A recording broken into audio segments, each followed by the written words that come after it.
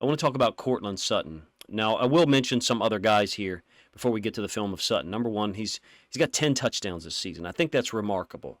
The Broncos have thrown 23 touchdowns this year. 10 of them have been to Sutton. Doesn't mean there aren't other weapons. Jerry Jeudy has 42 catches, only one touchdown. A couple other guys have 3 touchdowns each. Samaj Perine, I think it's Perine, used to play for the Bengals. Underrated football player, really. I thought he was a force of nature. If you recall, he had a huge touchdown on a screen against the Chiefs in the AFC title game, the Bengals upset in 2021. He has 40 catches this year, second on the team, or third on the team, behind Sutton and Jeudy. But Perine's 40 catches have come on 44 targets. He only has 378 yards receiving. He doesn't have a touchdown, but he's got 18 first down catches on 44 targets. I feel like that's a remarkable number. His catch percentage is 90%. Another running back has 22 catches on 25 targets. Jaleel McLaughlin. Hopefully I said his last name right. So you're talking about between the two of them, Perine and McLaughlin. I probably mispronounced one or both of their names. 62 catches on 69 targets. That is, to me, Javonte Williams, the other running back who's a load to try to tackle. He leads the team with 650 yards rushing. He's got 32 catches on 41 targets for a 78% catch percentage. You're talking about running backs have a really high catch percentage in this offense. I think that's an underrated element of the offense. Nonetheless, even though I do have significant film of that, I'm going to focus on Courtland Sutton. 28-year-old big X receiver has 10 touchdown catches this year. Catch percentage is nowhere near those guys that I just mentioned. His catch percentage, 67%, 53 catches on 79 targets. 10 touchdowns, 32 first down catches. He's a real problem to the boundary, if you ask me, and a guy that they focus on exclusively sometimes in the red zone. And you can't blame Russell Wilson and those guys for trying to get him the football in the red zone because he's been so effective. We'll go over his impact against the Raiders and his impact against the Packers. Here he is, the downside of the screen. These two first routes I show you is going to illustrate some of the conflict. So you got a deeper out that Jacorian Bennett, who's a Maryland guy, so I'm supporting him. Would love to do a film study video of him sometime during the season, but just finding the time. So Jacorian Bennett is putting his foot in the ground and breaking and trying to get to the football. You can see Russell Wilson hasn't let go of the football yet, trying to get it out here to Courtland Sutton on this deep out, and he does for 9 yards. Jacorian Bennett just a little bit late. Like, why? Why is he late, quote unquote? He's not late. He's playing it extremely well. He's also got to worry about routes like this. So this is third possession. Bottom side of the screen, Jacorian Bennett, Courtland Sutton down there again. Watch this little hedge. Now, it's a little bit of a different release for Sutton, but I think that's actually, it's a defensive pass interference on Bennett, by the way.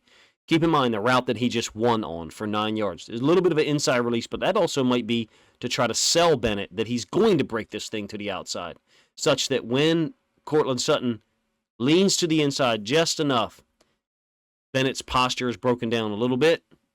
He's got to grab here once with his right hand on the hip and then interfere again, but thankfully the refs had already called the attempted hold. Ends up being a DPI. Just use those two routes to illustrate the conflict he can put you in. Now, how does that relate to the Lions? It's a bad matchup, him going against Jerry Jacobs. It just is. I feel like it reminds me of DK Metcalf going against Jerry Jacobs. Now, people would not put Courtland Sutton in the same class as DK Metcalf in terms of athleticism, etc. This is that same possession, by the way. Him and Russell Wilson have a nice ability to adapt in the middle of the play. You can see the safety has fronted up Sutton coming from the other side of the field. Wilson hasn't found anything yet that he likes as he moves to the outside. Sutton sells, moving to the middle of the field to the safety, and then watch Russell Wilson point. Him and Sutton on the same page. Sutton had already made the break. He didn't need Wilson to point. This is just confirmation that they're reading things the same way. Strike from Wilson, who's playing a whole lot better this year, obviously, than he did last year. 5-yard touchdown on third possession.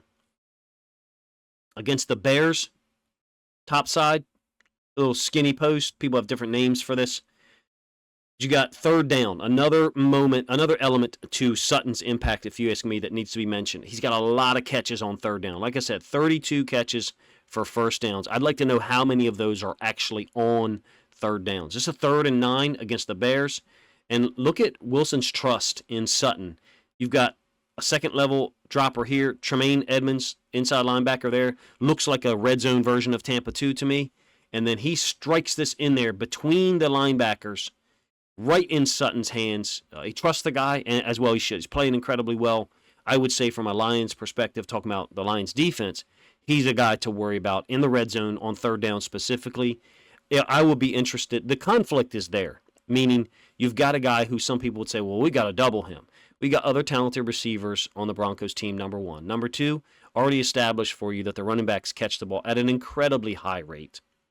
And then number three, Russell Wilson retains enough of his athleticism to be a thorn in the pass rush's side for the Lions that's really struggled against athletic quarterbacks, primarily Justin Fields and Lamar Jackson. At this point in 2023, Russell Wilson doesn't fit into their class, speed, athleticism, explosiveness, etc., but he can extend the play. He's always been able to do that. One of the coaches on the sideline for the Broncos knows this is a touchdown. You got an obvious pick route here to clear Sutton for the slot fade out of a bunch alignment. Wherever he's oh, by the way, this is a 3rd down again. This is a 3rd and 4, and it's in the red zone. So it fits all of the parameters I'm describing to you in terms of where Sutton has the most impact. Not that he can't make catches, in between the 20s. Not that he can't have an impact on 1st down, play action perhaps. But this is a guy on 3rd down, particularly inside the red zone. Man, if you're a Lions fan, you hope that Aaron Glenn and those guys have some type of plan to defend him. 3rd and 5, again, against the Packers. He's up at the top side screen. Wide alignment, kind of, once you see the route, it'll make sense to you why there's such a wide alignment. Big body on these slants. It's been the same dynamic for big receivers for decades. If you can get to the inside, if you can win to the inside, Russell Wilson puts it right there. Quick release where it's supposed to be. 11-yard gain for Sutton to get the 1st down. Last one. Down here to the bottom side, again, 3rd down, 3rd and 7 against the Packers. Going to win on this kind of outside release go against man coverage. Wilson trusts him, believes in him, as well he should, man. Courtland Sutton's having an amazing year, if you ask me. It's fun to watch, look at from a Ravens fan's perspective. We were looking for a receiver in the last 2 years. He was a guy that had been mentioned, and that's part of the reason why I was so happy to see him doing well, number one. And number two, why when it came time to produce this preview, albeit late, like I said, and I saw that Courtland Sutton was still having a great year, I knew that I was going to do this part of this piece.